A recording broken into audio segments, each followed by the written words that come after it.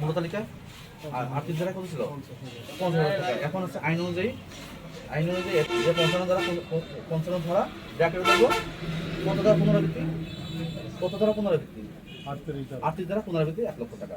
এই একটা সাইড গেল।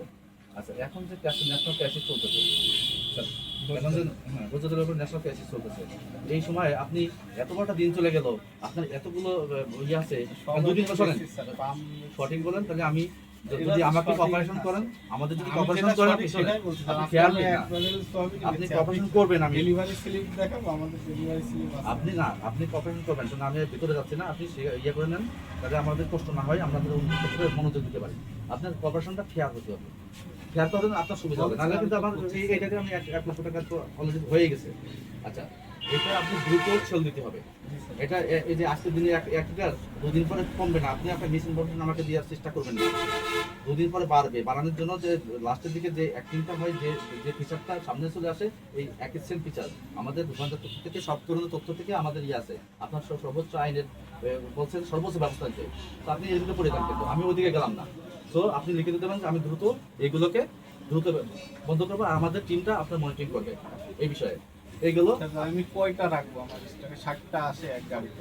আপনি দ্রুত সেল করবেন, আমার নির্দিষ্ট দামে সেল করবেন। আপনি কেন বেচেন সমস্যা নেই, কিন্তু এই যে কিনছি বেচছি, মানে না, এটা এই অ্যানসারটা আমি দিই আপনাকে। এই অ্যানসারটা বেসিক্যালি যেটা হয়েছে যে আপনার ডিমান্ডের উপর আপনার কিনতে হবে।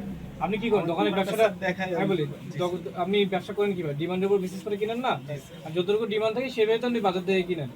বাট আমাদের কনসার্নটা হচ্ছে যে আপনি বেশি কিনতেছেন কিনা, ডিমান্ড আপনার যতটুকু তার চেয়ে বেশি আপনি কিনে স্টক করে রাখতেছেন কিনা, এটা হচ্ছে আমাদের কনসার্ন। সেই জন্যই উনি বলতেছে যে আমাদের যে আপনার যে পরিসংখ্যান, যেটা লাস্ট বিগত 7 দিনের যে পরিসংখ্যান, আপনি কি আপনার ডিমান্ড কতটুকু, কি পরিমাণ আপনি কিনছেন, কি পরিমাণ সাপ্লাই দিচ্ছেন, সেটাই দেখতে চাচ্ছি। সেই জিনিসটা তাড়াতাড়ি কয়টা কিনছে দিচ্ছে, কয়টা বিক্রি। এটা আমাদের স্টক ছিল হয়েছে 52টা, 60টা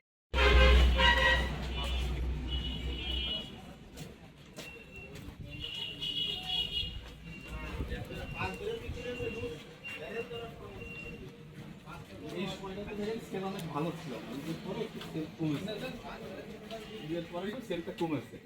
এই যে